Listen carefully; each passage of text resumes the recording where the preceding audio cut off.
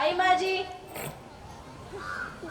क्या बात है माँ जी, आपने मुझे बुलाया? हाँ बुलाया तो है, पर तेरी शकल देखने के लिए नहीं। तेरे बाप ने 3 लाख रुपए और गाड़ी देने की बात कही थी, अभी तक वे उसे लेकर क्यों नहीं आए? माँ जी, बाबूजी के पास अभी पैसे नहीं है, वह इतने पैसे कहाँ से लाएंगे? पैसे क्यों नहीं है? बिना पैसों के क्या शादी होती है? इतना सुंदर मकान है, वही गिरवी क्यों नहीं रखते थे? माँ जी, बाबूजी ने घर गिरवी रख कर ही तो मेरी शादी की है।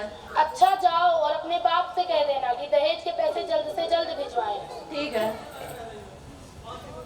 बेटा ओ बेटा विनोद, इधर आ।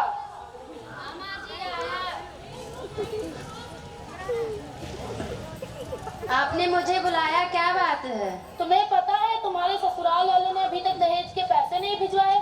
हाँ माँ जी, वो तो आप सही बोल रही हैं, परंतु आप चिंता मत करिए, मैं चुटकी बजाते ही पैसे निकलवा लूंगा। ठीक है जाओ।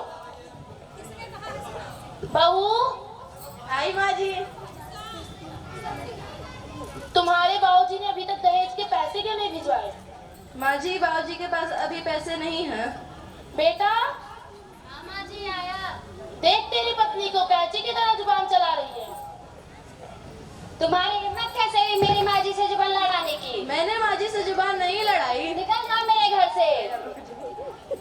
अगर तुम्हें के लिए मुझे इस घर से मत निकालो। अगर तुम्हें इस घर में रहना है तो पहले दहेज के पैसे लाकर दो, वरना निकल जाओ इस घर से।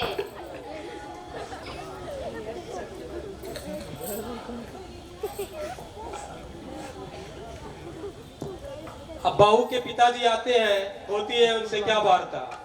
क्या हुआ बेटा, तुम रो क्यों रही हो? बाबूजी, मेरे घर वालों ने मुझे घर से निकाल दिया। किस लिए? दहेज के लिए। वैसे तो ये घर मैं गिरवी रख चुका हूँ, अब इसे बेच दूँ? नहीं बाबूजी, इसे बेचने की कोई जरूरत नहीं है, अब मैं उस घर में कभी लौट के नहीं जाऊंगी। ठीक है, वैसे तो ये घर तुम्हारा ही है, तुम यहीं पर रहो।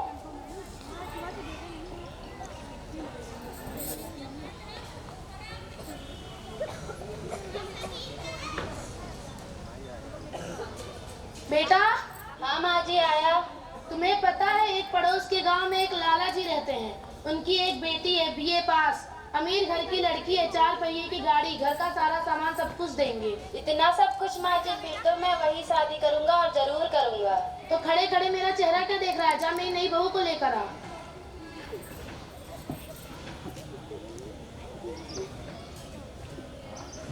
माँ जी, ओ माँ जी।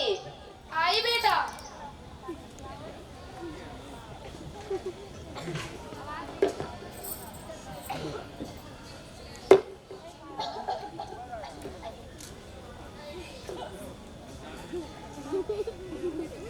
माँ जी के पैर छू। पैर, वो भी मैं छू, माय फुट।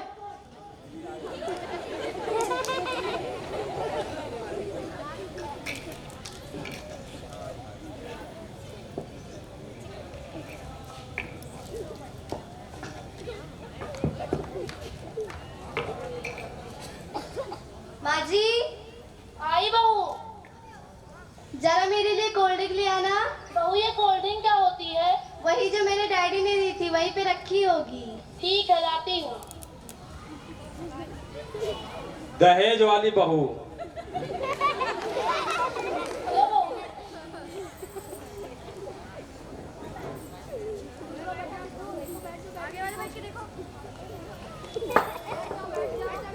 माँ जी, आई बहू।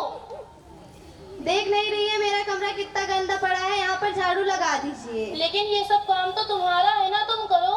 मेरे डैडी ने इतना सारा दहेज दिया मुझे यहाँ पर झाड़ू लगाने के लिए। ठीक है, लगाती हूँ।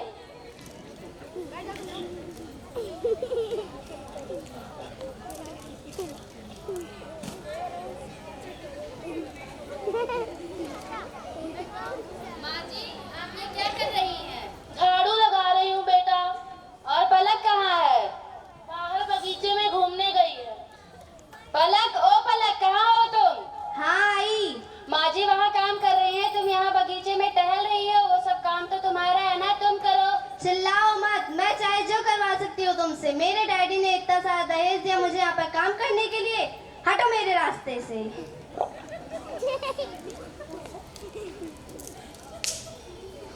माँ जी, मैं जा रही हूँ अपने सहेली के साथ मूवी देखने, डिनर करके आऊंगी, घर का सारा काम कर लीजिएगा। ठीक है बहू। माँ जी, इससे अच्छी तो मेरी पहले वाली पत्नी थी। हाँ बेटा, कम से कम मुझे काम तो नहीं करना पड़ता था। माँ जी, बंद करो ये रोना धोना, ये सब तुम्हारी ही कारण हुआ है। हाँ बेटा, अब मैं समझ गई। अब मैं कभी दहेज के बारे में बात नहीं करूंगी। मुझे मेरी पहली बहू के पास ले चलो। ठीक है माँ जी।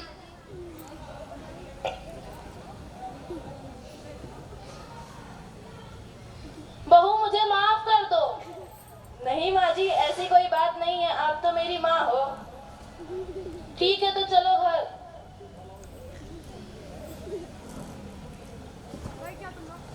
कभी भी दहेज मत मांगना, नहीं तो आप लोगों का जीवन नई तरह जीना मुश्किल हो जाएगा।